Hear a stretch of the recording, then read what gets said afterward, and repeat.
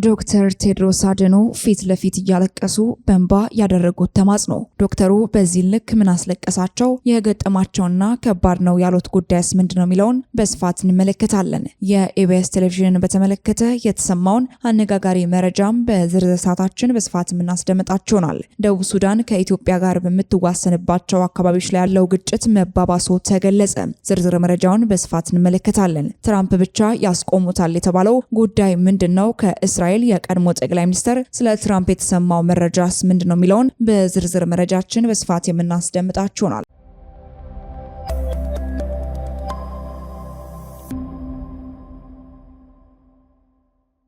ሰላም ጤና ይስጥልን። በመላው ክፍለ ዓለማት የምትገኙ ውድ የአቢሲኒያ ዴሊ ቤተሰቦቻችን በዚህ ቻናል ላይ የተለያዩ ወቅታዊና ትኩስ መረጃዎችን በየዕለቱ የምናስደምጣችሁናል። ታዲያ እናንተም ለቻናላችን አዲስ ከሆናችሁ ቻናላችንን ሰብስክራይብ በማድረግ ቤተሰብ እንድትሆኑን እየጠየቅን ወደ መረጃው እናመራለን።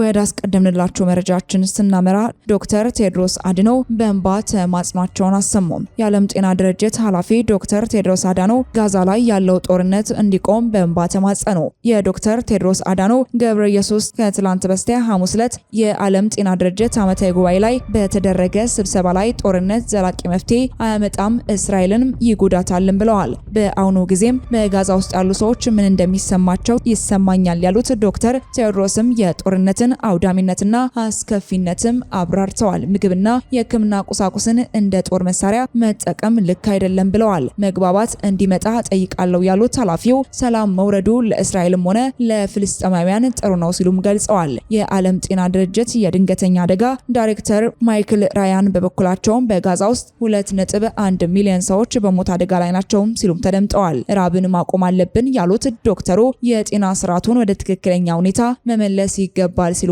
አክለዋል። የዓለም ጤና ድርጅት በጋዛ የሚገኙ ፍልስጤማውያን የምግብ፣ የውሃ፣ የሕክምና አቅርቦቶች፣ የነዳጅና የመጠለያ እጦት እየተሰቃዩ ነው ብለዋል። በጋዛ የሚገኙት 36 ሆስፒታሎች 19ኙ ብቻ ስራቸውን የቀጠሉ ሲሆን ሰራተኞቻቸው በማይቻል ሁኔታ ውስጥ እየሰሩ መሆናቸውን የተባበሩት መንግስታት የጤና ኤጀንሲ በመግለጫውም ተናግሯል ሲልም ፍራንስ 24ም ዘግቧል። ወደ ቀጣይ መረጃችን ስናመራ የቀድሞ የእስራኤል ጠቅላይ ሚኒስትር የጋዛን ጦርነት ማስቆም የሚችሉት ትራምፕ ብቻ ናቸው ሲሉ ተደመጡ።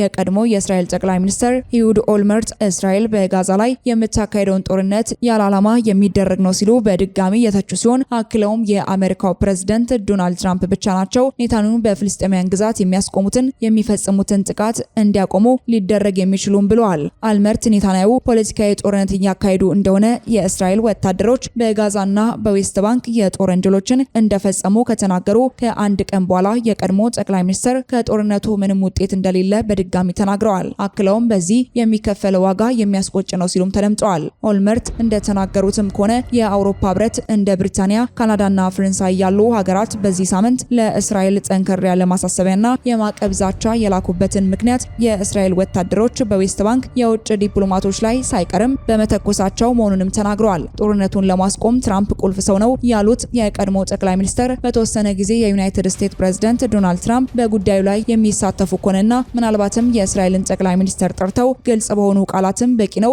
ብለው የሚናገሯቸው ከሆነ ጦርነቱን ለማቆም በጣም ጠቃሚ ሊሆን ይችላል ብለው እንደሚያምኑም ኦልመርትም ተናግረዋል። በጋዛ ውስጥ የሚካሄደውን ወታደራዊ እንቅስቃሴ መስፋፋት እቃወማለሁ የሚሉት የቀድሞ ጠቅላይ ሚኒስትር ጦርነቱ ወደ ወንጀሎች አቅርበውናል ብዬ አስባለሁ። ከዚህ በተጨማሪ ጦርነቱ ዓላማ ከሌለውና ዋጋ ያለው ውጤት እያየን ካልሆነ ታዲያ ለምን እንቀጥላለን ሲሉ አስተያየታቸውንም ቋጭተዋል። ወደ ቀጣይ ጉዳያችን ስናመራ ደቡብ ሱዳን ከኢትዮጵያ ጋር በምትዋሰንባቸው አካባቢዎች ያለው ግጭት መባባሱ ተገለጸ። ድንበር የለሹ የሐኪሞች ቡድን MSF ደቡብ ሱዳን ከኢትዮጵያ ጋር በምትዋሰንባቸው አካባቢዎች ያለው ግጭት በመባባሱ የሕክምና አገልግሎቱን ወደ ጋምቤላ ማታር ማምጣቱን ገልጿል። ከዚህ በፊትም አገልግሎቱን በርቤ በምትባል የድንበር ከተማ ይሰጥ እንደነበር የገለጸው ቡድኑ ግጭቱ በመባባሱ አገልግሎቱን በጋምቤላ ክልል ኖርዌይ ዞን ማታር ለማዘዋወርም መገደዱን ገልጿል። ወደ በርቤ ተፈናቅለው መጥተው የነበሩ ደቡብ ሱዳናውያንም ወደ ማታሪ ዳግም መሰደዳቸውን ቡድኑ ሲገልጽ የጋምቤላ ክልል በኮሌራ በሽታና ስደተኞችን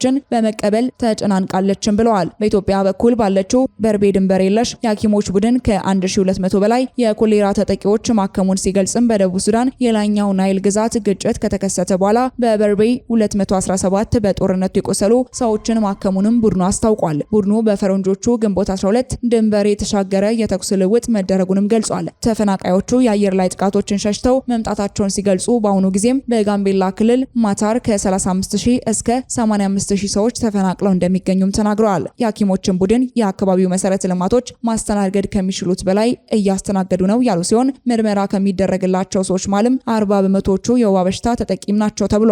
ስደተኞቹ የውሃ እጥረትን ጨምሮ በርካታ ችግሮች እያጋጠሟቸው ነው ያለው ቡድኑ ወሳኝ የሚባሉ የጤና አገልግሎቶችም ከበርቤ ወደ ማታርም ማዘዋወሩን አስታውቋል። በርቤ በኢትዮጵያና ደቡብ ሱዳን ድንበር ላይ የምትገኝ አዋሳኝ የድንበር ከተማ ስትሆን የደቡብ ሱዳን ስደተኞችም ዋነኛ መዳረሻም ነበረች። የሐኪሞች ቡድን እንደገለጸውም በደቡብ ሱዳን መንግስትና በታጣቂዎች መካከል የተፈጸመው የተኩስ ልውውጦችም ድንበር ተሻግሮ በበርቤ ያሉ ሰዎችን የጎዳ ሲሆን በተፈጠረበትም ስጋት የተነሳ ወደ ማታርም አገልግሎቱን ማዘዋወሩንም ገልጿል። ስደተኞቹ ወደ በርቤ ከመጡ በኋላ ዳግም በስጋት ወደ ማታር መሰደዳቸውም ተገልጿል። የሐኪሞች ቡድን ዓለም አቀፍ ተቋም ድጋፋቸውን እንዲያደርጉም ጠይቋል። በደቡብ ሱዳን በታጣቂዎችና በመንግስት ወታደሮች መካከል ግጭት ከተፈጠረ የሰነበተ ሲሆን ግጭቱ ኮሌራና ወባ በሽታ ጋር ተዳምሮ ከባድ ቀውስንም እየፈጠረ ይገኛል። የደቡብ ሱዳን መንግስት ባሳለፍነው ሳምንት ከኢትዮጵያ ጋር የምትዋሰንባቸውን አካባቢዎች ከታጣቂዎች ነጻ አድርጌ ተቆጣጥሬያለሁ ቢልም በአካባቢዎቹ አሁንም ውጊያዎች መኖራቸው ተዘግቧል። ወደ መጨረሻው ጉዳያችን ስናመራ ኢቢኤስ ቴሌቪዥን በሚዲያ ዘርፍ ከኢትዮጵያ ቁጥር 1 ብራንድ ሆኖ ተመረጠ። ኢቢኤስ ቴሌቪዥን በሚዲያ ዘርፍ ከኢትዮጵያ ተቀባይነት ያለው ቀዳሚ ብራንድ ተብሎ የተመረጠው መቀመጫውን ደቡብ አፍሪካ ያደረገው ብራንድ አፍሪካ የተሰኘው ተቋም ባዘጋጀው የእውቅና መርሃ ግብር ላይ ነው። በዚሁ የእውቅና ዝግጅት ላይ ኢቢኤስ ቴሌቪዥን በኢትዮጵያ ተቀባይነት ካላቸው የመገናኛ ብዙሃን ብራንዶች መካከል ቁጥር 1 የሆነው ቢቢሲና አልጀዚራን በማስከተል መሆኑን ነው ብራንድ አፍሪካ ያስታወቀው። ኢቢኤስ ቴሌቪዥን በሚዲያ ዘርፍ ከኢትዮጵያ ቀዳሚ ብራንድ ስለመሆኑ እውቅና በተሰጠበት በዚህ መድረክ ላይ የሀገርን አርማ ይዞ በመላው ዓለም የሚበረው አንጋፋና ግዙፍ የኢትዮጵያ አየር መንገድ ከ10 ተከታታይ ዓመታት በላይ ግዙፍ ስማቸውን ይዘው ከዘለቁ 5 ብራንዶች መካከል አንዱ በመባልም እውቅናን ተችሯል። ይህም ብቻ ሳይሆን አየር መንገዱ በአፍሪካ በአቪዬሽን ዘርፍ ካሉ ተመራጭ ብራንዶች ውስጥም ቀዳሚ በመሆንም ኤሚሬትስና ኳታር አየር መንገዶችን አስከትሎ የአፍሪካ ተመራጭ አየር መንገድ ስለመሆኑ ነው በዝግጅቱ ላይም የተነገረው። ወደ ተመልካቾቻችን ለእሳቱ የነበሩን መረጃዎቻችን እኚህን ይመስሉ ነበር። አብራችሁን ስለነበራችሁ እጅግ አድርገን እናመሰግናለን። በቀጣይ መረጃዎቻችን እስክንገናኝ ድረስ ቸር ቆዩልን።